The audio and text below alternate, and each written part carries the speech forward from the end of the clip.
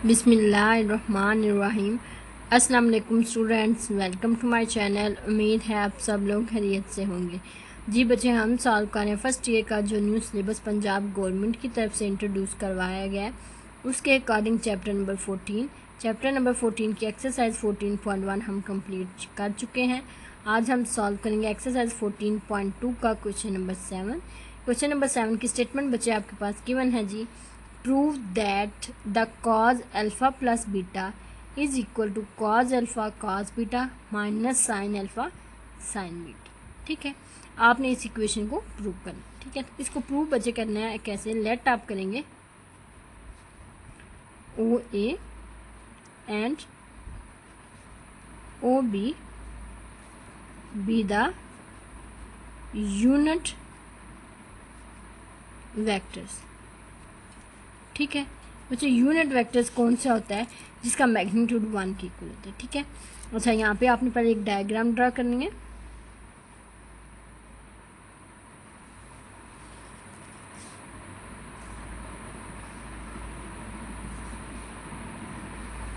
ये आपके पास बच्चे कार्टेशियन कोऑर्डिनेट्स होते हैं जिसमें आप एक वेक्टर लेंगे ओ ए, ये ओ है आपके पास, ये आपके पास ए वेक्टर है। ठीक है, ये जो एक्स एक्सिस है यहाँ पे, ये एक्स एक्सिस होता है, यहाँ पे एक्स डैश एक्सिस होता है, यहाँ पर आपके पास वाई एक्सिस होता है, यहाँ पे वाई डैश एक्सिस होता है। ठीक है, ये जो एक्स एक्सिस का साथ बना रहा है, ये एंगल कौन सा बना रहा है, अल्फा।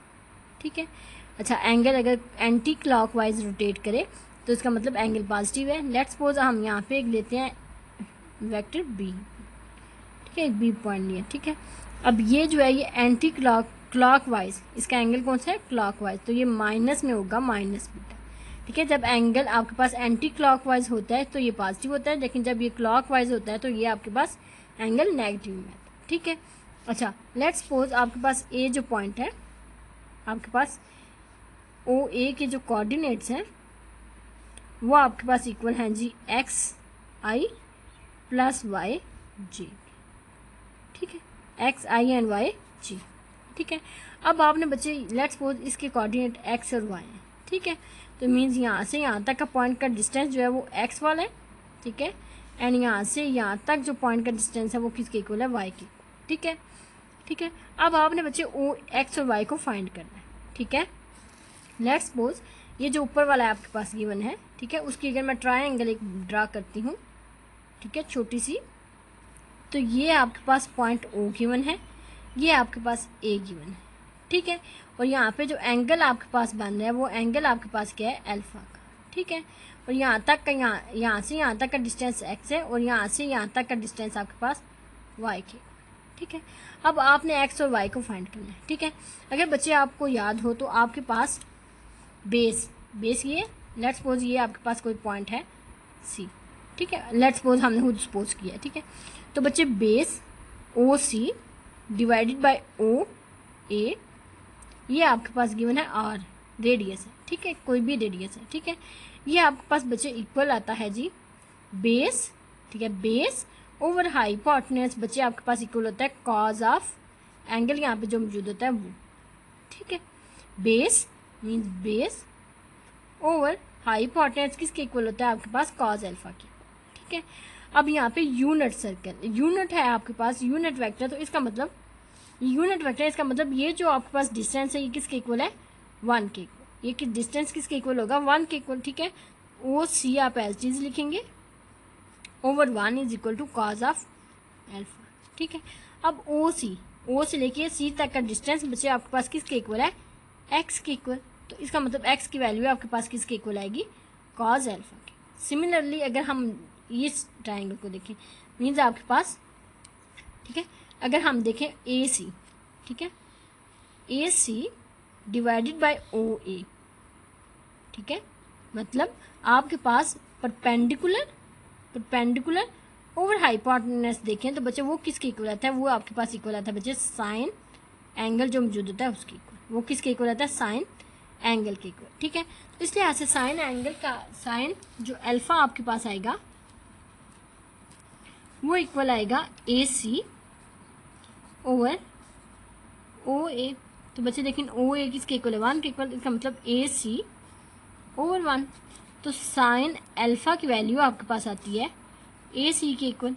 लेकिन बच्चे ए सी का अगर आप डिस्टेंस देखेंगे तो इस ए सी का डिस्टेंस आपके पास किसके इक्वल है, वाई के इक्वल।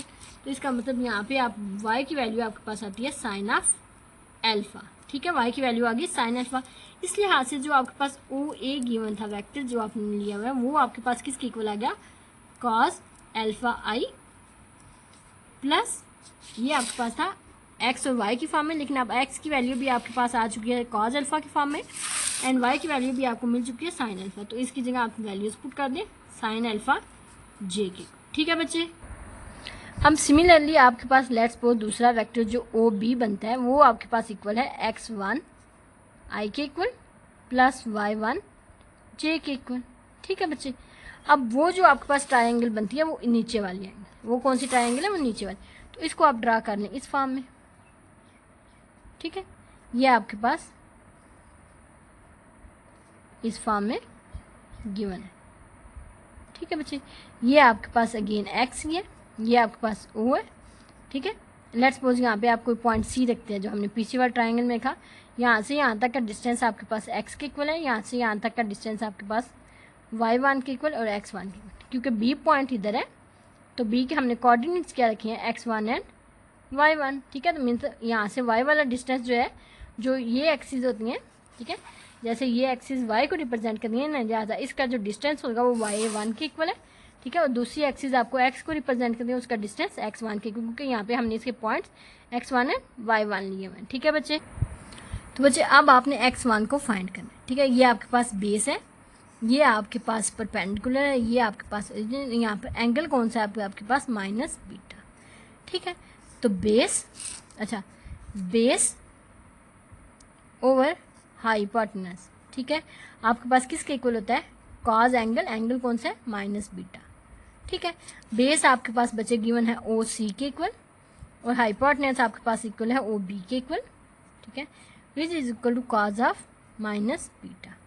ठीक है, ओ सी बच्चे आपके पास अगेन किसके इक्वल है, एक्स वन के इक्वल, और ओ बी क्योंकि यूनिट सर्कल है इसलिए ये आपके पास रेडियस किसके इक्वल होगा, वन के इक्वल। ठीक है, एंड कॉज बच्चे कॉज के एंगल के अंदर अगर माइनस आए तो वो खत्म कर देता है, तो आपके पास कॉज ऑफ बीटा ही आएगा। ठीक है, तो लिहाजा आपके पास एक्स वन की वैल्यू किसकी इक्वल आती है, कॉज ऑफ बीटा की। ठीक है बच्चे, अब आपने फाइंड करनी है, अब आपने बच्चे वैल्यू फाइंड आउट करनी है वाई वन की। तो वाई वन आपके पास परपेंडिकुलर की फॉर्म में गिवन है, तो आप लिखेंगे परपेंडिकुलर ओवर हाइपोटेनस किसके इक्वल होता है बच्चे, साइन और जो एंगल मौजूद होता है उसके इक्वल। ठीक है, तो परपेंडिकुलर आपके पास ये इक्वल है सी बी के इक्वल। ठीक है, डिवाइडेड बाय हाइपोटेनस आपके पास ओ बी के इक्वल है। ठीक है, which is equal to sine, अच्छा साइन के एंगल के अंदर अगर माइनस है तो वो माइनस बाहर आ जाता है, साइन ऑफ बीटा। ठीक है, तो सी बी आपके पास बचे वाई वन के इक्वल है, ओ बी आपके पास वन के इक्वल है, is equal to minus sine of beta. तो लिहाजा वाई वन की वैल्यू आपके पास आती है माइनस साइन ऑफ बीटा। ठीक है बच्चे, तो बच्चे आपके पास ओ बी जो वेक्टर बनेगा वो आपके पास आएगा cos of beta i minus sine of beta j. ठीक है बच्चे, ये आपके पास दो इक्वेशंस आपको हाईलाइट करनी है। ठीक है, दिस वन एंड ओ ए की जो फॉर्म बनी है दिस वन। ठीक है बच्चे, अच्छा ये जो एक्स्ट्रा वर्क है ये वाला, ये आपने पेपर में नहीं करना, ना ही अपने आपके जो एच वर्क वाला रजिस्टर है वो करना है। ये पॉइंट जस्ट बच्चे आपको समझाने के लिए, सारा प्रोसेस मैंने आपको सिर्फ समझाने के लिए किया। ठीक है, ये आपके क्वेश्चन के सोल्यूशन का पार्ट नहीं है। ठीक है, आपके पास जब भी होंगे आप लिखेंगे स्टेटमेंट। ठीक है, एंड देन आप नीचे लिख देंगे ओ ए आपके पास जो वेक्टर बनेगा वो आपके पास इसके इक्वल है एंड ओ बी आपके पास इसके इक्वल है। ठीक है, ये जो सारा एक्स्ट्रा वर्क है दिस वन। ठीक है, ये ट्रायंगल्स हैं, ये कॉज अल्फा और एक्स और वाई की वैल्यू फाइंड करनी है, यहाँ पे एक्स वन और वाई वन की वैल्यू, ये आपने वैल्यूज़ फाइंड नहीं करनी है अपने क्वेश्चन के सोल्यूशंस में, आपने डायरेक्ट इन वैल्यूज़ को लिख देना है। ठीक है, ये जस्ट आपको समझाने के लिए कि वैल्यूज़ कैसे बनती हैं ये वाली। ठीक है, आपके जहाँ पे भी आप देखेंगे आपकी की बुक्स पे या जहाँ पे भी आपके पास मेंशन है नोट्स पे, तो ये बच्चे ये as it is direct value लिखी जाती हैं। ये सिर्फ सारा प्रोसेस मैंने आपको समझाने के लिए किया। ठीक है, अब आपके पास ये दो वेक्टर्स आ चुके हैं। ठीक है, ये बच्चे आपके पास जो सारे फॉर्म थी ओ ए ओ बी लिखनी है एंड जो डायग्राम आपके पास। ठीक है, अब अगर आप देखें एंगल ए ओ बी का, ठीक है, ये आपके पास ए ओ बी का जो एंगल बनेगा बच्चे वो होगा ए अल्फा प्लस बीटा, ठीक है। A O A and O B and ये जो आपके पास इस पूरी फॉर्म का एंगल बनता है वो किसके इक्वल है, अल्फा प्लस बीटा के इक्वल, ठीक है। अब बच्चे आपके पास गिवन है, अब अगर आप O A dot O B find out करते हैं which is equal to dot product किसके इक्वल होता है, फर्स्ट जो आपके पास वेक्टर है उसका मैग्नीट्यूड, सेकंड वेक्टर का मैग्नीट्यूड, ठीक है। इन दोनों के जो मिड में एंगल है वो आपके पास गिवन है जी कॉज, और जो मिड में एंगल है वो लिखते हैं एंगल इन दोनों के मिड में मौजूद है अल्फा प्लस बीटा, ठीक है। दोनों ओ ए और ओ बी में एंगल जो आएगा वो आपके पास आएगा अल्फा प्लस बीटा का, ठीक है बच्चे। अब आप इसको लिखेंगे O A dot O B vector, ठीक है। अच्छा जी, दोनों का मैग्नीट्यूड क्योंकि यूनिट वेक्टर है, मैग्नीट्यूड किसके इक्वल है, 1 के इक्वल, इसका मैग्नीट्यूड 1 के equal cos alpha plus beta, ठीक है। अब ओ ए की जगह उसकी वैल्यू पुट कर दें, आपके पास गिवन है cos alpha I plus sine alpha J and beta की जगह उसकी ओ बी की जगह उसकी value cos beta i minus sign beta j, ठीक है। दोनों ओ ए और ओ बी की वैल्यू और मिड में डॉट प्रोडक्ट, दूसरे साइड पे 1 को 1 से मल्टीप्लाई करें 1 को इससे मल्टीप्लाई करें, answer as it is cos alpha plus beta, ठीक है। अब इन दोनों का डॉट प्रोडक्ट कैसे लिखते हैं, आई वाला फंक्शन आई वाले के साथ, मीन्स कॉस अल्फा आपके पास मल्टीप्लाई होगा कॉस बीटा के साथ, मिड में आपके पास प्लस साइन अल्फा बचे आपके पास मल्टीप्लाई होगा माइनस साइन बीटा के साथ, ठीक है। दूसरी साइड पे आपके पास आ गया कॉस अल्फा प्लस बीटा, ठीक है। अब अगर इनको मल्टीप्लाई करें तो आपके पास आंसर आता है cos alpha cos beta minus sine alpha sign beta, and दूसरी साइड पे आपके पास कॉस अल्फा प्लस बीटा, ठीक है बच्चे। तो कॉस अल्फा प्लस बीटा का आंसर आपके पास आता है cos alpha cos beta minus sine alpha sign beta, ठीक है बच्चे। यहाँ पर बच्चे आपका क्वेश्चन नंबर 7 कंप्लीट हो चुका है। आई होप टू सो आज का लेक्चर आपको समझ में आ गया होगा। इंशाल्लाह नेक्स्ट वीडियो में हम क्वेश्चन नंबर 8 सॉल्व करेंगे। अंटिल देन अल्लाह हाफिज़, take care, best of luck.